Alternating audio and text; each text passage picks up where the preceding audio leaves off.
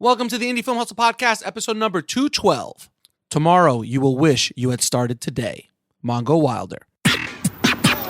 Broadcasting from the back alley in Hollywood, it's the Indie Film Hustle Podcast, where we show you how to survive and thrive as an indie filmmaker in the jungles of the film biz. And here's your host, Alex Ferrari. Welcome, my Indie Film Hustlers, to another episode of the Indie Film Hustle Podcast. I am your humble host, Alex Ferrari. Today's episode is brought to you by Black Box. Black Box is a new platform and community for filmmakers that transforms them from being workers and people who work for others to being creators and owners of their own content and make passive income from the global marketplace. Black Box currently allows creators to upload stock footage once and get to many agencies, and then allows to share their passive income streams with other collaborators. It's quite revolutionary, and it's a great work-life hack for filmmakers and video creators. Think of it as a side hustle while you're getting your movies and your projects off the ground. For more information, visit blackbox.global. That's www.blackbox.global, and discover how you can start generating extra revenue for yourself. So guys, today we have on the show a very cool filmmaker by the name of Steve Concotelli. He directed a documentary on one of my favorite movies of all time, of course, called Back to the Future. And he made a movie about the restoration of the DeLorean. Now, anyone who's ever watched Back to the Future knows how important the DeLorean is. It is one of the seminal parts of pop culture. And it was dying in the backlot of Universal. I saw it there when I did my tours back in the day. And I was like, wow, it seems so sad. And it's just being tore up by the elements. And he was able to get together with the producer Bob Gale of Back to the Future, as well as some amazing talented artists that were and mechanics who were going to be able to put together and put back together the DeLorean. And the movie is called OUTATIME, Saving the DeLorean Time Machine. Now, I wanted to have Steve on the show because I wanted to kind of talk about, we haven't had a lot of documentary filmmakers on, first of all, so I wanted to get a few more of those on this year, as well as to discuss the process of dealing with a big studio with a huge IP, huge intellectual property for Universal, and how he was able to get this whole thing going. He was starting doing the documentary without permission, and then finally got permission, and how he got it onto a Blu-ray special edition anniversary and all this kind of stuff, and how he was able to make money with the film, how he was able to tour with the movie, and different kind of distribution ideas that he was able to implement because of the rabid fan base of the film, of the original trilogy. There's a lot of knowledge bombs in this episode. So if you are fans of Back to the Future, it's going to even be more so. And I think most people listening has seen Back to the Future. If you have not seen Back to the Future, for God's sakes, what's wrong with you? Stop listening to this podcast right now and go watch it on Netflix or Amazon or rent it or do whatever, but you need to watch the Back to the Future trilogy. But without any further ado, here is my conversation with Steve Concotelli. How are you doing, sir? I'm doing just fine. How are you, Alex? Thank you, brother. Thank you, man. Thanks so much for being on the show. I'm a huge fan of your movie, Out of Time, and I'm obviously a huge fan of Back to the Future. And I thought this would be a beautiful melding of not only geeking out, because we are going to geek out in this episode a bit, but also discovering how you made the movie and went down the road, and your Kickstarter, your distribution plan, and get to the nuts and bolts of actually making the movie. But while we geek out a bit, so what gave you the idea of making Out of Time? Like, how did you even wake up one morning and go, I'm going to make a movie about restoring the DeLorean? Well, it's interesting. It started back in 2011 when Universal Studios first announced that they were going to restore the screen-used time machine. Mm-hmm. And at the time, to give a brief history, at the time, the screen-used car had really started falling apart. It had been out at the Universal Studios backlot for 30 years. It was not in great shape. And so Universal and Bob Gale made the announcement that they were going to restore it. And I was fortunate enough to be very close friends with Joe Walser, who was the superfan in charge of the restoration. Mm-hmm. And so here you had this phenomenal year-long restoration project that was going to kick off. And, I said, well, is anybody filming this? Is anybody going to turn this into a movie? Because fans would love to see the nuts and bolts of this restoration. And it turned out nobody had any plans to do it. And so, I kept asking, who's doing this? Who's doing this? And finally it just kind of dawned on me like, crap, I guess it's going to be me then. Right. And so I took it upon myself to just start documenting the entire restoration in the hopes of possibly turning it into a film, which we then did. And now, how did you get Bob Gale and Universal involved and actually get them to say, hey, you're official. We give you the stamp of approval? That was a very, very long and nerve-wracking process, to be honest. I could imagine. Well, yeah, because I didn't work for Universal Studios. And so, when I started shooting it, it wasn't exactly, done with official authorization. I'll say that much. Sure. It was done. I was part of the restoration team. I was documenting it. And that was fine. But, turning it into a film is something that was an entirely next level. Like when you work with a studio, there's approvals and IP and licensing. And there's a lot of things that back then I had no concept of. And they are none. And Back to the Future and the DeLorean, it's fairly popular IP. Yeah. It's among their most popular intellectual property. And so we did it very slowly and very methodically. And essentially what it boiled down to is Bob Gale. Now Bob is the co-creator of the Back to the Future trilogy. He wrote them, produced them, and he is the godfather, even to this day, of all things Back to the Future. So if any product, anything Back to the Future gets approved, it goes through him. He's the authority. And luckily, Bob was spearheading the restoration. He was directly in charge of it. So as the restoration progressed, I got a chance to meet Bob and know Bob. And we put together halfway through the restoration, we did like a little 5-minute, here's what's going on with the restoration update that Bob hosted. So I shot footage of him and we got to know each other and kind of test the waters to see what kind of reaction, the restoration footage would get. And then as we progressed and I got further and further into filming, it became clear, like, look, I really need to get some official endorsement from Universal.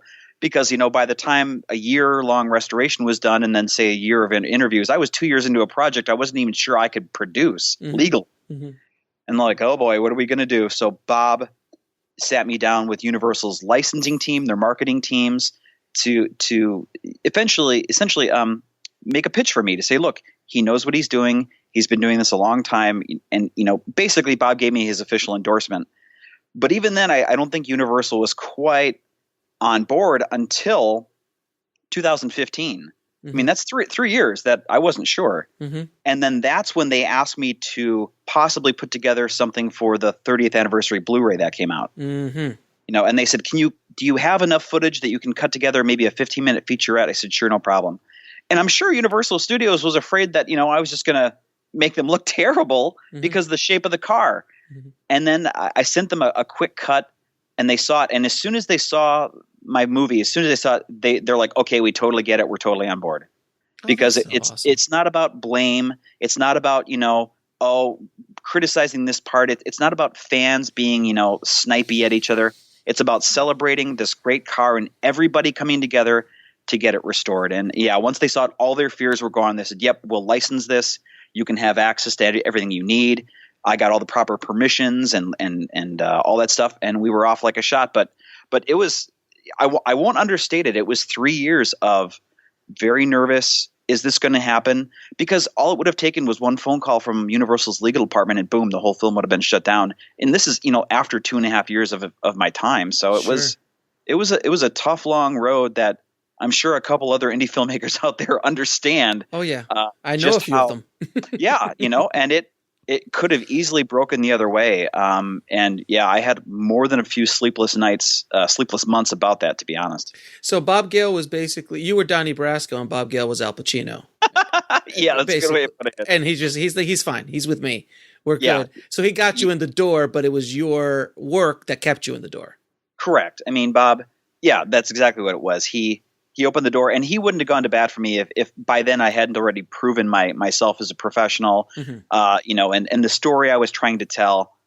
And once Universal saw it, they embraced it. So definitely, but it took a lot of convincing and a lot of baby steps. And And boy, you could do a whole episode just on the difficulty of trying to license intellectual property from a studio because like I'm a fan. Like when I started this movie, I truly had no idea of what it took to make a movie like this.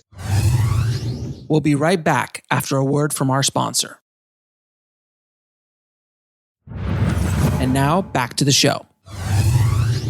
Because I'm sure a lot of your listeners are thinking, oh, you make a movie about the time machine, you go and shoot your footage and you own it. So you just go and make a movie. But it turns out not to be the case because the car is owned by DreamWorks or, a subset of Universal for the intellectual property. And then Universal Studios owns the film rights. And then you have to get approvals from, the producers and any actors that appear in the footage. And I had no concept of how to do any of that stuff. Well, let me ask you a question, though. And this is now we're getting into a little bit of the weeds as far as legal and documentary is concerned.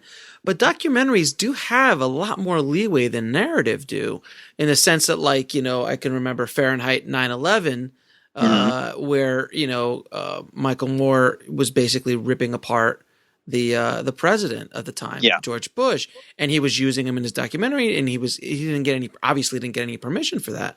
No. How does it work? Can't you just document something and release it to a certain extent, or not? Well, I bet if I wanted to put it on YouTube, I probably could have gotten away with it. But I wanted to release it and try to make money off of it. And that's an entirely different ballpark, because if you're trying to monetize somebody else's intellectual property, that's a line you have to have legal permission for. And to be honest, like I was getting to know Bob, and I have tremendous respect for Universal. I wanted to do it the right way. I wanted Universal Studios to endorse the film and be a part of it and not fight against it. And I didn't want to just try to release it as like a fan documentary. I wanted their stamp of approval so that the world would know, like, look, Universal has declared this the official Time Machine documentary, and it's quality content, and thankfully that's what happened. And and the Blu-ray in 2015 really kind of jump started that, because once I had a little 15-minute featurette on the official Blu-ray, I was an official part of the franchise, and that helped that. But it still involved licensing and paperwork and attorneys and title clearances. Even the title of my film, which is Out of Time, like the Time Machine license plate, even that was just like, when I started, can I use that? Is that owned by somebody? Does Universal own that? Does the DMV own that? Mm-hmm. Who do I have to ask? And all these questions had to go down this infinite rabbit hole of minutia to feel like, okay, somebody at Universal said it was okay, I use this, and it's so far out in the weeds when you're producing these indie docs that it boggles the mind. You spend like 75 or 80% of your time dealing with things that have nothing to do with making your movie, as I'm sure you can attest. Yes, absolutely. No, I was working on a show for Hulu, and the characters, the director and the producers wanted to get some Universal characters on some T-shirts, like the They Live. And the Bride of Frankenstein. Put on the glasses. Yeah, exactly. Because the whole episode of that series was about guys putting on glasses. So it was kind of like a wink, wink, nudge, nudge. And they got it. It was fairly simple, honestly, to get a right to get the They Live logo or whatever put on a T-shirt. And you have to make it yourself. It has to be custom. You can't sell the T-shirt. There was some paperwork, and then there was some back and forth, and they wanted some other people to like, we kind of own that one, but it's also a quarter owned by somebody else. Exactly. So you might have to go somewhere else. So exactly like you're talking about, like the DeLorean is owned partly by DreamWorks or Spielberg at that point, right? Yeah, it's a subset of one of the conglomerates, and somebody, the appropriate person at the appropriate subset company had to have an email that says, yes, we authorize this, and again, they don't know who I am. I'm just a fan trying to make a film, and studios, and rightfully so, are very leery about, fans saying, hey, I want to make a movie about your movie. Let me use your IP or your footage. Sure. And so, I'll say this, if you're making a unique documentary about something like unrelated, go for it. But to make a feature doc about a very famous feature film is among the most difficult and dumbest things you could try to do. Well, there was a movie, the shark The shark Yeah, still the shark is still working. the shark is still working, which was legendary because it took forever for it to come out. Like they had interviews with Roy Scheider before he died, and they had Spielberg, they had Dreyfuss, they had everybody, and Universal was like, I don't know, and this and that. So everybody was like, when is this coming out? I remember that, and then finally it got released like on the 30th anniversary or whatever, 40th anniversary of release on a DVD somewhere, and we finally got to see it, which was a great doc. But same thing. But you were a little bit better. Well, I appreciate it, but I think they had the same thing too, where when the anniversary of Jaws came around, the studio was looking for content that tied into that, and here, these fans had essentially made this entire film for them. Like, why don't we just give them the okay to release that, and my situation on Out of Time was kind of similar, where back in 2011, when the restoration started and I started shooting footage, I was already thinking, look, in 3 years, they're probably going to do a 30th anniversary release, and then they're going to want some of this content. Right. And sure enough, in 2015, Universal called, hey, we're thinking about a Blu-ray. Do you have something? And I'm like, I got you covered. You believe me? I'm looking at your Blu-ray as we speak, sir. So I've got that 30th anniversary. Yeah, and I have a nice little Out of Time featurette on there, which, as a fan is to think that's something that I did completely by myself, like my own time with my own crappy camera, editing it on my own crappy home edit system. Is on the official Back to the Future Blu-ray, like behind Doc Brown, is mind-boggling. I still can't believe it, but it happened. Now you also started a Kickstarter campaign, and you launched the Kickstarter campaign, which was fairly successful. It was very successful, actually. Yeah. Now, how did you prep and launch the Kickstarter campaign? Because I did my own crowdfunding campaign for my feature film. And this is it could be a beast, but you also had a wonderful audience to tap into. So how did you prep it and launch it? Yeah, well, Kickstarter is its own separate nightmare. I'll just start by that. All right, Kickstarter, for all the people who think, look at all that free money. No, if I had simply gone to work every day and worked my regular job, I would have made far more money. That's the simple truth. Amen. And Kickstarter is a nightmare, and even like. Your worst fear with Kickstarter is that you won't succeed. Your second worst fear is that you do succeed. Why is that? Well, because if you're wildly successful, suddenly, like I found myself with 600 bosses, all demanding, like, when is this going to be done? What are you doing? What's going on? And it was just like having 600 managers emailing me all the time, asking questions, and the vast majority were great, but you do get some squeaky wheels. And I was very, very sensitive because first I wanted to have a good Kickstarter, but second is that I didn't want anybody bad-mouthing me to Universal Studios.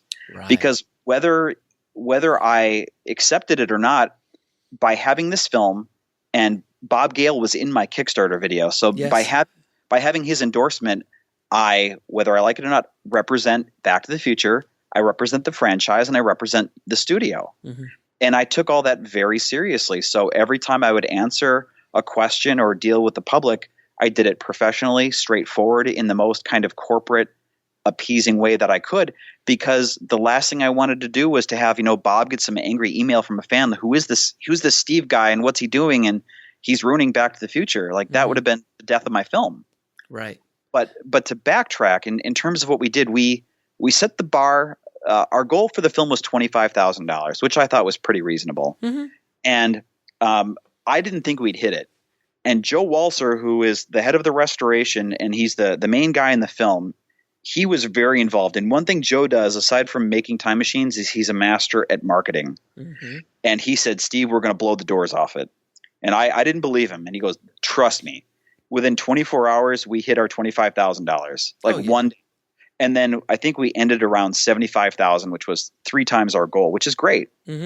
But nervous. And the way we prepped for it was, I would say not enough, but it's not exactly true. I benefited because during the entire restoration, Joe had set up a Facebook page for the Time Machine restoration team. And it was for fans to kind of track the progress. And Joe was very tied into all the Back to the Future online Facebook pages, the big ones, all of them. So he already had access to a very large, very rabid Back to the Future audience. And that was the reason my Kickstarter was successful. If I had tried building it from scratch, it would have taken a year, just to try to get up to speed and building word of mouth. But Joe had been cultivating this because of the restoration for 2 years, and we had been putting videos online.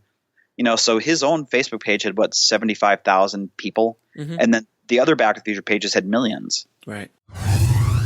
We'll be right back after a word from our sponsor. And now back to the show.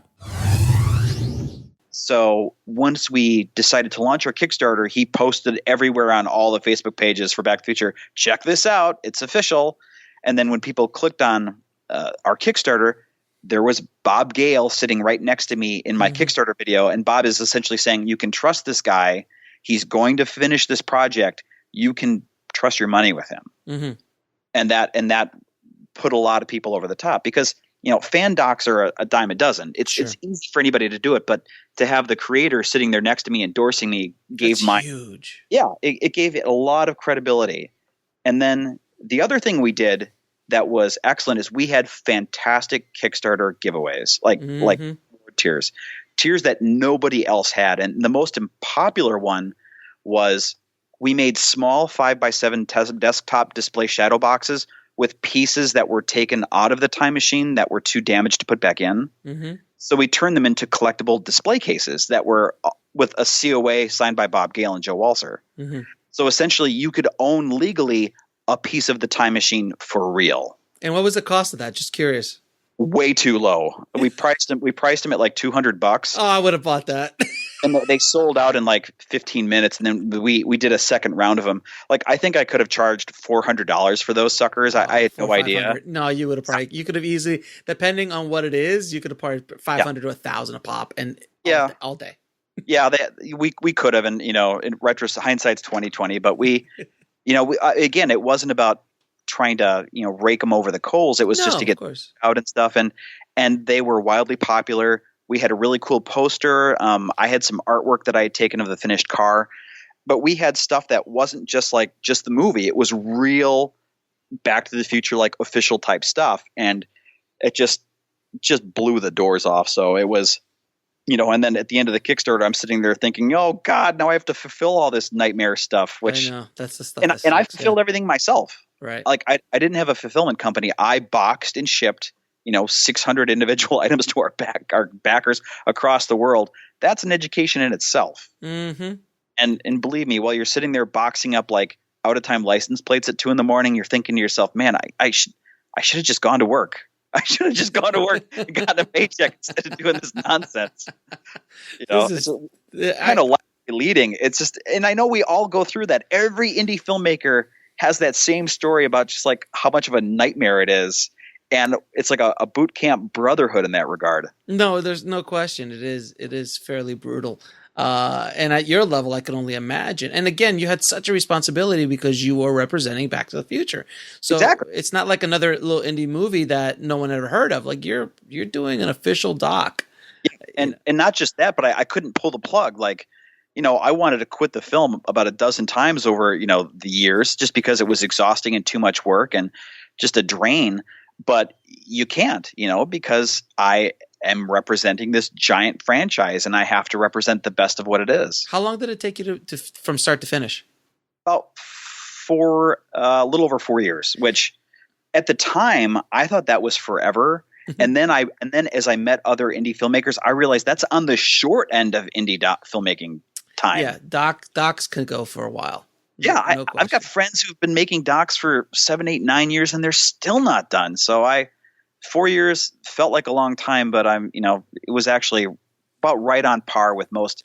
And considering how much I did by myself, that was, I think that was a pretty decent schedule. Now, and you do come from an editing and post-production background. Yeah. Now, you wouldn't have been able to make this movie unless you were the editor. Yeah, I don't think so. I've been a professional television editor in Los Angeles for about 12 years now. So, I knew that I needed to edit it, not just for myself, but because I had over 120 hours of footage. Oh my God. And it would have been too hard for anybody else to get up to speed on where the stuff was. Yeah, you were shooting it as well. Yeah, because I shot it, and so I knew kind of where stuff was. I knew how the restoration progressed, and then I shot all the interviews, and then I went through and logged all the interviews, so I knew where all the sound bites were. And I know several other friends who are top-notch professional editors, but it would have taken them weeks just to try to get up to speed to find anything. And then, after working 12 hours at their day job, the last thing they want to do is come home and try to cut my film, Right. and I couldn't have afforded any of them even if they wanted to. So it fell on me. Now, can you explain to the audience, and this is something I preach about a lot, about tapping into an existing fan base when you're making a project, because it's so invaluable. I mean, I know, yes, and a lot of people are like, oh, he's making something for Back to the Future. That's monstrous fan base. I'm like, yes, but the concept is still the same. Is if you went out to create a product that was going to be sold to a audience, and you knew what that audience wants, and you gave that audience what they wanted. And it's that concept can go from narrative to documentary, but can you explain the power of that? Well, I think it would be hard to make a documentary if you didn't already identify your fan base and who you're trying to appeal to. I mean, you're right. Back to the Future has a gigantic fan base, and not just that, but sci-fi fans tend to be very technically adept. Mm-hmm. They're online. They consume digital media. They like Blu-rays over DVDs. Or digital download and streaming. So they're very active online, and that's definitely the Back to the Future fan base. And trying to tap into that is essential. I don't know if I could have made the movie without it. But even then, even with the gigantic fan base that they have, it's still difficult because my film from the outside it's a niche film. It's a film about a car, where the car and a restoration, is arguably it's the car. Yeah, the car. And a lot of people, you hear that, you're like, oh, it's it's like an episode of Monster Garage where they're wrenching on a car for an hour. It's just like, well, no, and to try to explain what it isn't. Like, oh, is it a documentary about behind the scenes of the filmmaking? No, that's not what this is. This is about the history and restoration of the screen use time machine. And so even that cuts back on the potential audience within Back to the Future that you can apply to. And yeah, you want to make your audience as big as possible. And thankfully, they had a very big fan base. But trying to build it from scratch, I don't know if I could have done it. Well, then also, I mean, you're right, because you like perfect example. I always use this example: a vegan chef movie. Yeah, Yeah, exactly. It's like you're like, these people are interested in cooking. Like, well, no, it's cooking, and people are interested in cooking, but it's vegan cooking. And now within vegan cooking, there's raw vegan cooking. Correct. There's vegetarian. There's paleo. There's all sorts of other subgenres of the larger cooking. So same thing goes with here. There's a Back to the Future fan, and then there are fans of the DeLorean and would like to see that. So that it is big, but it's still a smaller subset of the fan base. Exactly. Yeah. And that's, when you're making this film, you have no idea how big or how small that subset's going to be. And that's one of the biggest risks of indie filmmaking is when you take on a passion project, you're in it to the end, and it could fly and it could flop, and you just kind of have to ride it out, and whatever happens, happens. Now, when you finish the movie, so the movie's done now. Okay. How did you market? Thank goodness. Thank God, it's over. It's done. It's over. Woo! I've given birth. I'm done. Yeah. Did you distribute the film yourself? Did you market the film yourself, or did you have Universal help you? How did that whole process go? Universal didn't help market the film itself because, and this is the legality of a major studio. I had licensed footage, but my film wasn't an official Universal Studios film. Mm-hmm. The featurette on the 30th anniversary Blu-ray was, but when it came time and I made my feature-length standalone version of the film, they were hesitant to promote it because, oh, it's not one of our films and blah, blah, blah. They did give me some shout-outs on their Facebook page, which was great. But in terms of marketing, actually a lot of that was, once again, Joe Walser. It was him motivating and kind of, gathering the troops on the Facebook pages and other social media platforms to get the word out to all the big Back to the Future Facebook pages and user groups. And I did some discussion on the prop replica forum. Those guys, they love props. So that's that's a whole other subgenre too. Like, props. This is the ultimate prop. Yeah. But but in terms of distribution, I actually have a domestic distribution company for North America. Mm-hmm. And so I handed over the actual, creation and distribution and getting on all the streaming services. They handled that. Okay. And again, that's a whole other subject is, distribution, distributor versus going with an actual domestic distributor. So if you don't mind, I'm still walking through that for international. So let me ask you a question then, and you can say I don't want to talk about it, or you can answer it. We'll be right back after a word from our sponsor. And now back to the show. Do you think that because if you would have come to me and I would have been consulting you on this project, and you would have come to me like, Alex, I have this movie. It's about Back to the Future, about the machine, time machine. What do you think I should do? Should I try to self-distribute this, or should I go through a distributor for domestic? And I would have told you 110% to go self-distribution, purely because you had such a fan base that would have turned up for this. Because for international is different.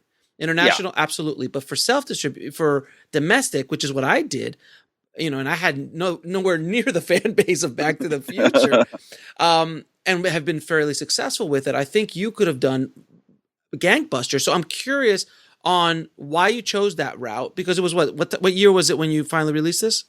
The feature came out last year, 2016. So distributor was around, self-distribution was a thing. Oh yeah. It was a thing. I looked into it. So what was the reasoning behind you choosing a traditional distributor versus a self-distribution outlet? And also, do you, and I'm not sure if you want to answer this, are you happy with your choice? Fair enough. Well, I won't mention my distributor by name, but, sure. At the time my thinking was is that because of the subject matter, it was, car based and it was kind of the way I produced it was kind of modular. I have a TV background.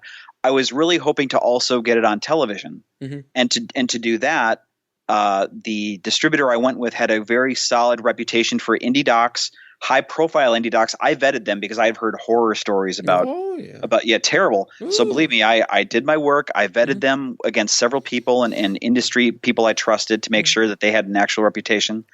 And then, but I wanted to try to get them on television rights because I felt it was a great property for the Back to the Future trilogy screenings on TBS. Okay, here's an extra hour of awesome content that ties in. Sure. And I didn't really have the method to do that myself. That was the next level up of distribution beyond me. Sure. And I needed help for that. And to be honest, I had done so much of this film by myself that I was ready to ask for some help.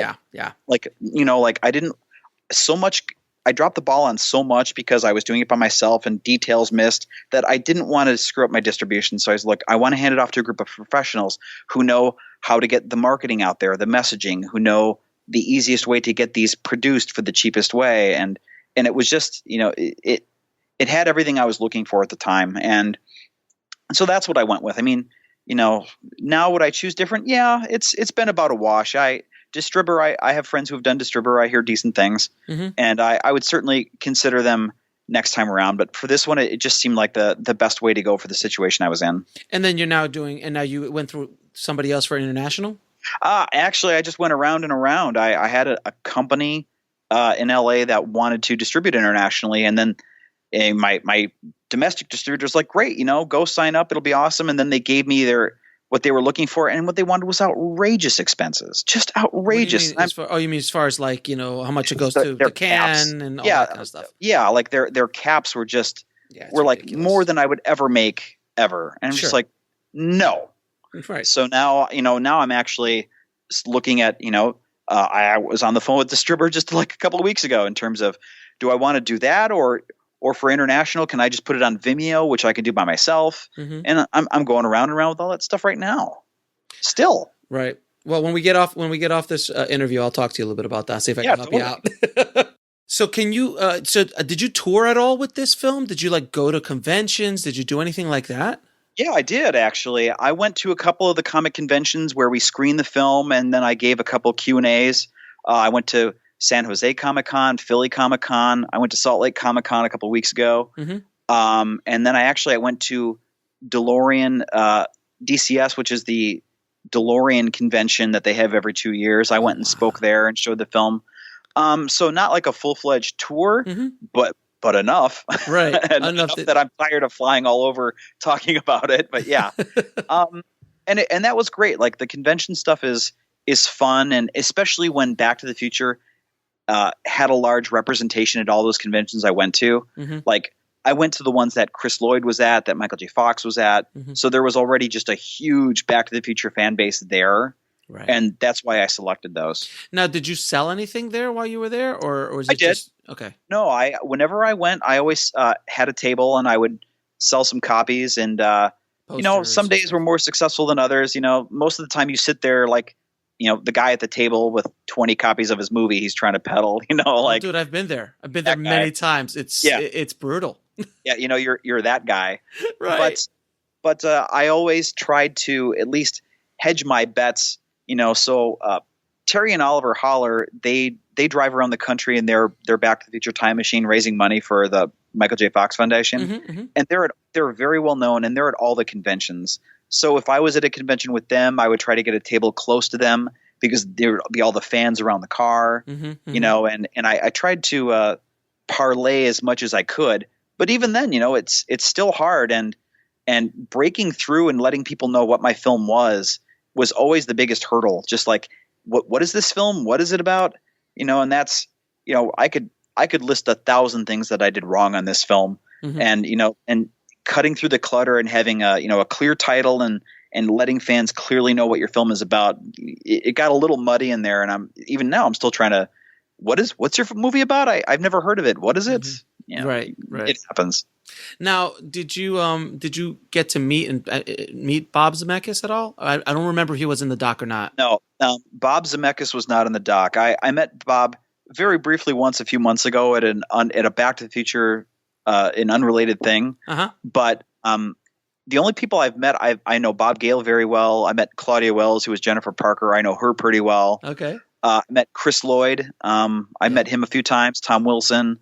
Never met Michael J. Fox though, because he was never at the same conventions that I was at. But like if there's ever a Back to the Future thing in Los Angeles and they're all there, I'm sure I will be there and get a chance to meet them. Oh, I mean, it's cool, but again, like you're in it for so long. After a while, you're like, yeah, it's cool, but I'm okay sitting this one out. No, after you're on the same project for years and years and years, because for you, it's not just a year that the movie's been out. You've been on this half a decade. Yeah, easy. Yeah. And even now, we're still promoting it, and Back to the Future still continues to be popular. And they're always talking about, putting up fan events in the upcoming years. They did a huge 30th Back to the Future fan event in 2015. I don't know if you were a part of that at all, or if you went to it. No, if not, you missed it. It was put on by Joe Walser, like the same guy who did the restoration. Of course, he's the one to put on this massive, 5-day Back to the Future super fan event. And so, we were out at the Puente Hills Mall where they had a big, they had a big Twin Pines Mall sign built and put in the same place, and they had Doc's truck, and you get pictures in front of it. I mean, it was like fan insanity. That's like that's like Mecca for Back to the Future. It was like going to that mall. And it's still there. Oh yeah, the mall's still there, and not only that, but they screened the movie in the mall, like in the parking lot there, and then of course when they have the scene, with the terrorists, they reenacted it live in sync. So Marty drives the DeLorean's driving around the crowd, and the VW's chasing around, and there's 1,000 fans just screaming their heads off. It's just like this is just insanity. It's so surreal you can't even believe it's actually happening. That must just be insane. Yeah, it was mind blowing, and 10-year-old me, growing up in the Midwest and seeing Back to the Future on the screen, if he saw that, he'd be like, "Well done, old Steve. Well done." That was a dream come true. Now, did you? I know you've talked to Bob a lot and you've been involved with Bob a lot. Did you discover any inside stories about the making of Back to the Future you could share? Oddly enough, no. I really didn't. And actually, at the same time, Cassine Gaines put out a book, which was We Don't Need Roads, I think it was called, The Back to the Future History, which had all those stories. So I just read his book. These are the stories I didn't know. But gotcha. But with Bob, I honestly, I tread pretty lightly. Sure. When I'm around him, I try to be very cautious of his time, and I try to be very respectful because he's still working. He's still a very busy guy. He's got 1,000 things to do. Mm-hmm. And, I try to be cautious, and I try not to do the fan stuff, and you know what I mean by that. Like, I completely look. Yeah, I've been around celebrities or fans, and imagine when you're working with a person you idolize, or you're working with someone you have a tremendous amount of respect, and you just want to kind of geek out to. Yeah. We'll be right back after a word from our sponsor. And now back to the show. It's tough, and trust me, I've been in a room with huge celebrities of movies that you grew up with, and I just want to go, can I take a picture of you? Come on, I just want to take a picture. Can you sign this for me? But you can't because you're a professional. Yeah, and I crossed over from that fandom into professional, Back to the Future filmmaker-dom, and you don't want to. He gets the fan stuff all the time at the conventions, and that's great, and he loves it. But when I'm around him, I want to be the professional, and every time I would contact him, it's because I needed help with something. Sure. Bob, what do I do? Universal's not calling me back. What should I do about this? And right. it was mostly like, I'm in trouble, Bob. What am I going to do? Right, as opposed to, so Bob, how was it on the first day of shooting? Yeah, no, I every now and then he'd be telling those stories while people were in the room, and I would listen. But I never really went down that road. One thing I did say to him though is when I was in production on it, and I was pretty far along, I said, Bob, making this film it's the hardest thing I've ever done. I had no idea just how insanely hard it would be, and he shakes his head and he goes, yeah, nobody understands how hard it is to produce a film. And Back to the Future was a terribly difficult film to produce, especially with Eric Stoltz, and they had to reshoot a bunch of it. Like, I put myself in his shoes being a 32-year-old producer with this giant film and millions of dollars bleeding out, and you're never going to make another movie again if this bombs. Like the pressure he must have been under. I think about the Bobs as they call them. Yeah. I kind of think about that and empathize about that because my film is not even on the same level, but it's still stressful and hard, and I think that's why Bob and I kind of got along, because he understands that what being a producer is, and the sacrifice and the troubleshooting and just the misery that's involved with it, because he's done it. It is the misery. It really is. And for people who don't know that are listening, if you watch Back to the Future, that Michael J. Fox was not the original Marty McFly. It was Eric Stoltz, and they'd shot a third of it, I think. A third of the movie with Eric Stoltz, and you see some of that in the behind the scenes and the Blu-ray, and the call had to be made that Robert Zemeckis had to go to Spielberg and go, look, we got to recast, and oh my, can you imagine? No, I can't imagine that conversation at all. Just the heartache, or even when they're shooting with Eric Stoltz, great actor, but just imagine looking at your dailies, just going to yourself, fudge, this movie's going to be bad. This is not, he's great, but he's not good for this. And just imagine that sinking feeling, of are we ever going to work in this town again? I have nothing but tremendous empathy for them as producers now. And, all of us who have been indie producers, because it's such a hard damn job that you can't even begin to describe how hard it is. Yeah, when we're indie guys, so it's a bit different. We do have pressures, but I cannot imagine the pressures of millions of dollars. Yeah, totally. It just on top of you in a studio, and a concept like Back to the Future, which was it was a pretty out there concept. Yeah, it was without question. Yeah, but again, what's great about Bob is he's very producery. Where I'm like, Bob, I'm making this film, and his opinion is just kind of like, what, go for it, give it a shot, give it a try. And that's such a producer thing to say, just throw it up against the wall and see what sticks. Don't edit yourself, don't stop yourself from trying it. Just go and try it and see what happens. Now, why do you think Back to the Future is such a classic and has touched so many people? See, you're getting into fandom now. I told you I was going to geek out a little bit. I know, but it's. I think everybody listening who's a fan knows the answer to that already, and it's just because it's a timeless story. It's a sci-fi movie. It's a romance. It's an action movie. It's it's Drama. all these different movies combined into one, and every line of the script is perfect, and it's tight, and it just propels the story forward every single second. Not a second wasted on screen. And even when I saw it and I was too young to understand the going back and visiting your parents stuff, like that time machine, man, just like still to this day when I see those scenes, like my heart still skips a beat, and I've sat in that car hundreds of times, and like I still like get, I feel my pulse race just because of how cool it is. And my wife teases me, and just like, how can you even sit and watch this movie after all the times you've seen it making your film? And I'm like, because it still excites me. It is for me. I remember going to see it in 1985. Yeah, me too. I remember going to the theater, seeing it, and my mind being absolutely blown. There was that wonderful time in the 80s that so many great movies were made, like 81. It's just so many great movies. 85, summer of 85 was amazing. Summer of 84. Yeah, you're talking my language now. Like, 'cause I was 10 when Back to the Future came out, so I was just a little on the young side, but I was still in that sweet spot for all those awesome 80s movies. I mean, between Ghostbusters, Raiders, Gremlins, Back to the Future, Gremlins, Goonies, and then Goonies. But here's another one that it's one of my Joe Walser. It's one of our favorites, and nobody ever talks about it. Explorers. Oh, it's amazing. I love Explorers. Like, so many people don't know Explorers at all, and yet that's one of my favorite quintessential 80s teenager films. I love everything about that movie. So I would also throw Flight of the Navigator in there. Yes, Flight of the Navigator. And I would also throw in Monster Squad. Yeah, Monster Squad, absolutely. Like, toss those guys into because those are also lesser known. Yeah, because the Goonies took over. But now we're geeking out in the 80s movies, and I could talk about 80s a whole episode on 80s movies. What's funny is actually, in a way, Goonies kind of kicked off my whole Out of Time movie. In a way, I owe it to Goonies. Why? And I'll tell that story real quick.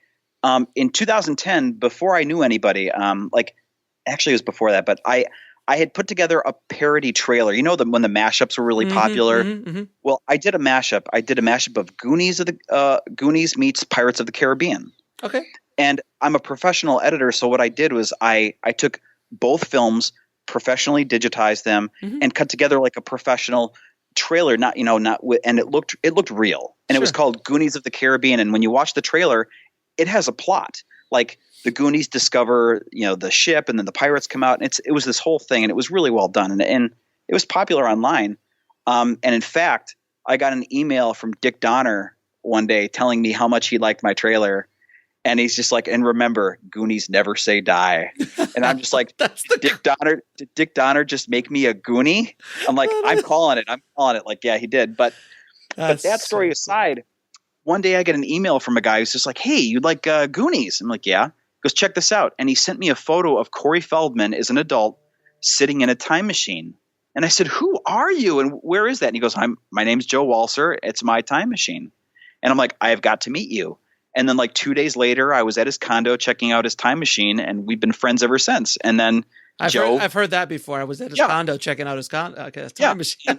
And Joe ended up as the head of the restoration, but that's how I met, is because Joe saw my Goonies Pirates trailer online and emailed me about it to tell me how much he liked it. And that started this whole weird adventure. So the Goonies are at the core of everything. You got an email from Dick Donner? I did. It was amazing. I couldn't believe it. You're always afraid that they're going to say, "Thank you, take that down right now or we'll sue you." Right, something like that. But he said it just tickled his fancy, and he really liked it. So I'm just like, boy, I'm framing that one. That's awesome. Yeah. Now, I still smile thinking about that one. So I'm going to ask you a few questions I ask all of my guests. What advice would you give a filmmaker wanting to break into the business today? Boy, I don't know, because I feel like I'm still trying to break into the business, to be honest. You should go ask a successful multimillionaire film producer that question, because if I knew the answer, I'd be doing it. But you've been in the business for 10, 15 years now. Yeah. You're a little head of the film student. So your advice for that. I do have an answer. If there's one field that you want to do, whether it's writing for scripted TV, writing features, or whatever you want to do in college, intern at the company you want to intern at in college. Okay. That will set you on the right foot for everything else that follows. So if you get an internship with, like say NBC Universal or on one of your favorite TV shows as an intern, you get to sit in the writer's room. You get to meet the people. You get to know how things work. And then they'll be more inclined to hire you as a PA. And once you're a PA, they'll be more inclined to hire you because you know all the ropes already. If you can get into the place you want to work early as an intern, do it, and that will set you on the right path. That's great advice. That's exactly what I did in college. I worked at Universal in Florida. Oh, there you go. Yeah, so I was working in the back lot all throughout I actually skipped school to work. We'll be right back after a word from our sponsor. And now back to the show. For free. It was. Oh, that would be awesome. Yeah, I interned out here for a few companies, so I did it, but they were feature companies, and I just didn't end up doing features. So, but yeah, great experience, and that will help more than anything else. Now, can you tell me what book had the biggest impact on your life or career? I wasn't prepared for these questions. I know you weren't. No. Do you have anything off the top of your head? No. I don't. I will give a shout out.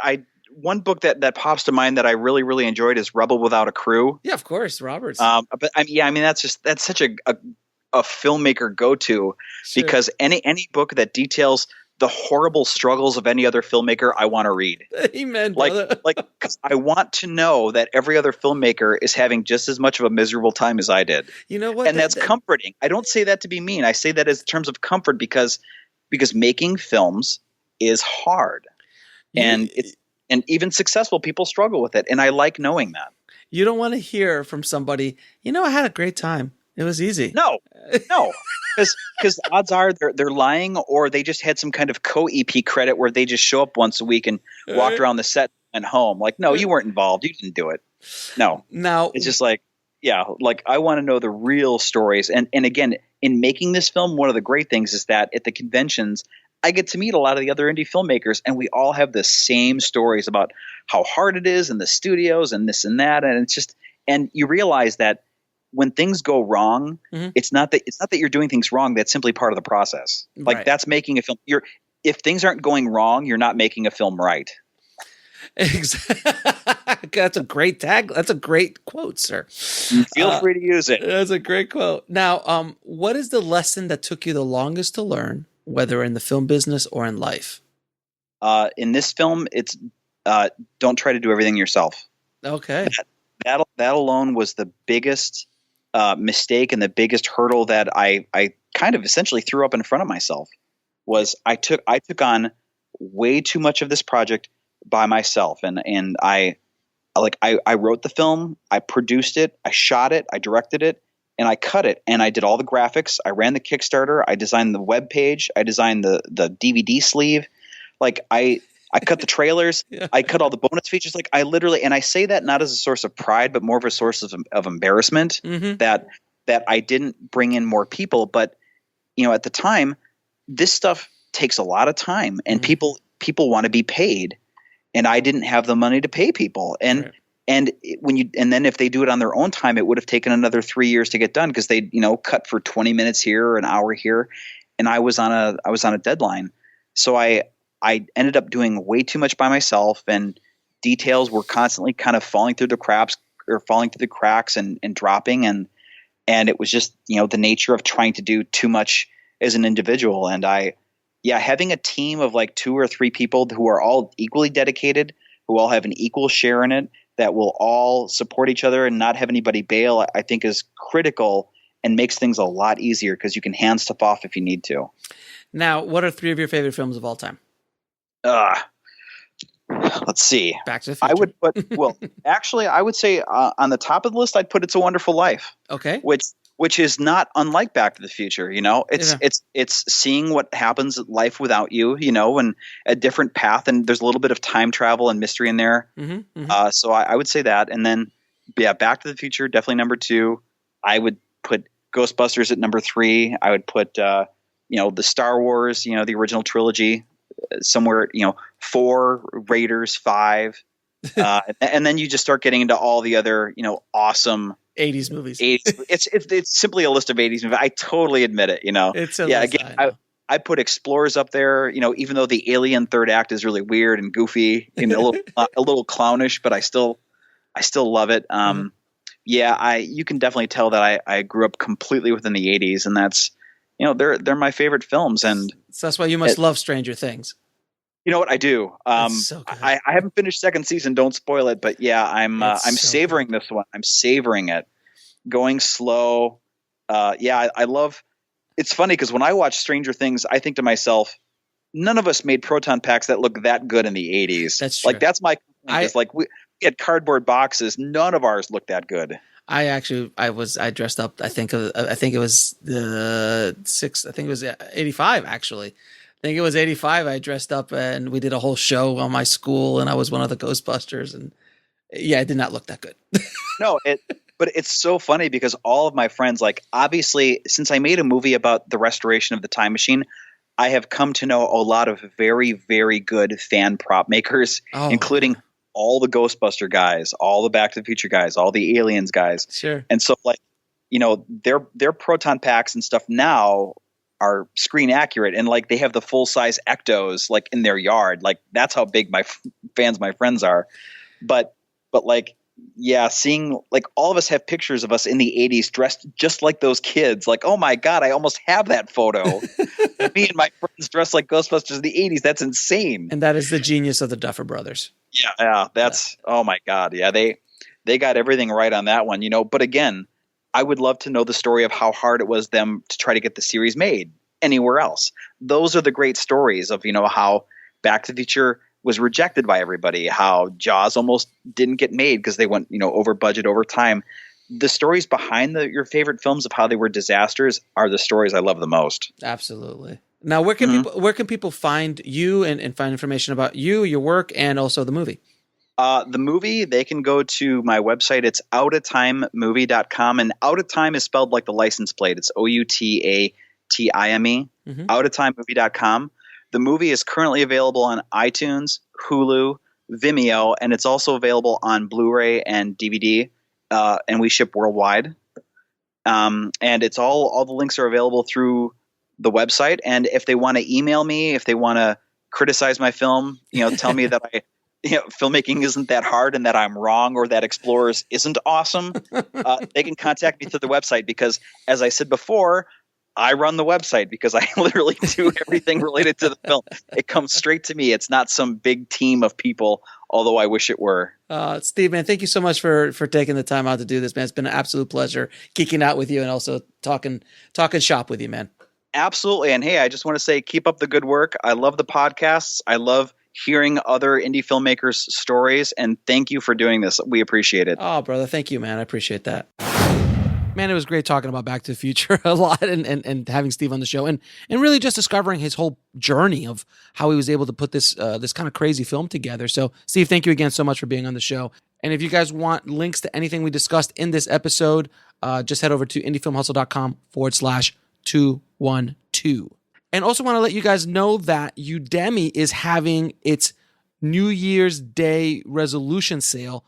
Every single course on Udemy now is $10.99, including all of our Udemy courses. So just head over to indiefilmhustle.com/UDEMY and download as many of these courses as you can and get your new year off started right. We've got about 13, 14 courses up there as well. Got a couple of new ones about Facebook. If you want to get anything, really understand about Facebook, and also goal setting, how to set up your goals for 2018 and how to achieve those goals. We have those two new courses as well. So indiefilmhustle.com/Udemy. And as always, keep that hustle going, keep that dream alive, and I'll talk to you soon. Thanks for listening to the Indie Film Hustle podcast at indiefilmhustle.com. That's INDIEFILMHUSTLE.com.